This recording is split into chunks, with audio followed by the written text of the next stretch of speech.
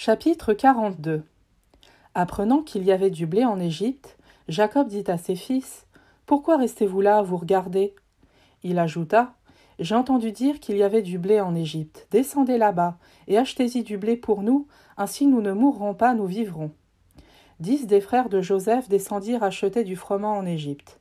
Mais Benjamin, frère de Joseph, Jacob ne l'envoya pas avec ses frères, car il se disait : « J'ai peur qu'il lui arrive malheur. » Les fils d'Israël, c'est-à-dire de Jacob, parmi beaucoup d'autres gens, vinrent donc pour acheter du blé, car la famine sévissait au pays de Canaan. C'était Joseph qui organisait la vente du blé pour tout le peuple du pays, car il avait plein pouvoir dans le pays.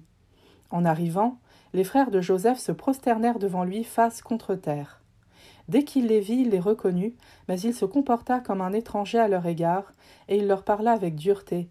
Il leur dit : « D'où venez-vous » Ils répondirent : « Du pays de Canaan, pour acheter du blé en nourriture. » Joseph avait reconnu ses frères, mais eux ne l'avaient pas reconnu. Joseph se rappela les songes qu'il avait eus à leur sujet et leur dit : « Vous êtes des espions. C'est pour découvrir les points faibles du pays que vous êtes venus. » Ils répondirent : « Non, mon Seigneur, tes serviteurs sont venus pour acheter du blé en nourriture. Nous sommes tous fils du même homme, nous sommes de bonne foi, tes serviteurs ne sont pas des espions. » Joseph leur répéta : « Non, c'est pour découvrir les points faibles du pays que vous êtes venus. » Alors ils ajoutèrent : « Tes serviteurs étaient 12 frères. Nous sommes fils d'un même homme au pays de Canaan. Aujourd'hui, le plus jeune est resté avec notre père, et l'un de nous n'est plus. » Joseph leur déclara : « Je maintiens ce que je vous ai dit, vous êtes des espions. Voici l'épreuve que vous devrez subir par la vie de Pharaon. Vous ne sortirez de ce pays que si votre plus jeune frère vient ici. Envoyez l'un de vous chercher votre frère, mais vous resterez prisonniers.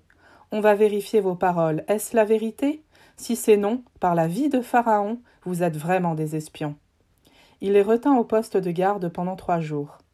Le 3e jour, il leur dit : « Faites ce que je vais vous dire et vous resterez en vie, car je crains Dieu. Si vous êtes de bonne foi, que l'un d'entre vous reste prisonnier au poste de garde. Vous autres, partez, en emportant ce qu'il faut de blé pour éviter la famine à votre clan, puis vous m'amènerez votre plus jeune frère, ainsi vos paroles seront vérifiées et vous ne serez pas mis à mort. » Ils acceptèrent et ils se disaient l'un à l'autre : « Hélas, nous sommes coupables envers Joseph notre frère, nous avons vu dans quelle détresse il se trouvait quand il nous suppliait, et nous ne l'avons pas écouté. C'est pourquoi nous sommes maintenant dans une telle détresse. » Rouben alors prit la parole : « Je vous l'avais bien dit, ne commettez pas ce crime contre notre jeune frère. Mais vous ne m'avez pas écouté, et maintenant il faut répondre de son sang. » Comme il y avait un interprète, ils ne se rendaient pas compte que Joseph les comprenait. Alors Joseph se retira pour pleurer. Ensuite il revint près d'eux et leur parla. Parmi eux il choisit Siméon et le fit enchaîner sous leurs yeux. Alors Joseph ordonna de remplir de froment leurs bagages, de replacer l'argent de chacun dans son sac et de leur donner des provisions pour la route. C'est ainsi qu'il agit envers eux. Ils chargèrent le blé sur leurs ânes et partirent. À l'étape, l'un d'eux ouvrit son sac pour donner du fourrage à son âne, et il découvrit son argent. Il était sur le dessus de la besace.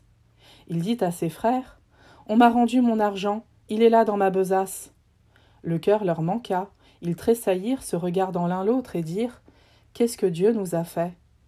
De retour au pays de Canaan, chez Jacob leur père, ils lui rapportèrent tout ce qui leur était arrivé. Ils dirent : « L'homme qui est le maître du pays nous a parlé avec dureté, il nous a pris pour des espions du pays. Nous lui avons dit : Nous sommes de bonne foi, nous ne sommes pas des espions. Nous étions 12 frères, fils d'un même père.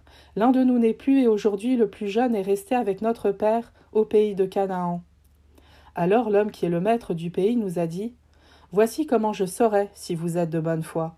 Laissez avec moi l'un de vos frères, prenez de quoi éviter la famine à votre clan, et partez. Puis amenez-moi votre plus jeune frère pour que je sache que vous n'êtes pas des espions, mais que vous êtes de bonne foi. Je vous rendrai votre autre frère, et vous pourrez aller et venir dans le pays. » Ils se mirent à vider leurs sacs, et voici que chacun trouvait, dans son sac, la bourse avec son argent. Quand eux-mêmes et leur père virent les bourses avec leur argent, ils eurent peur.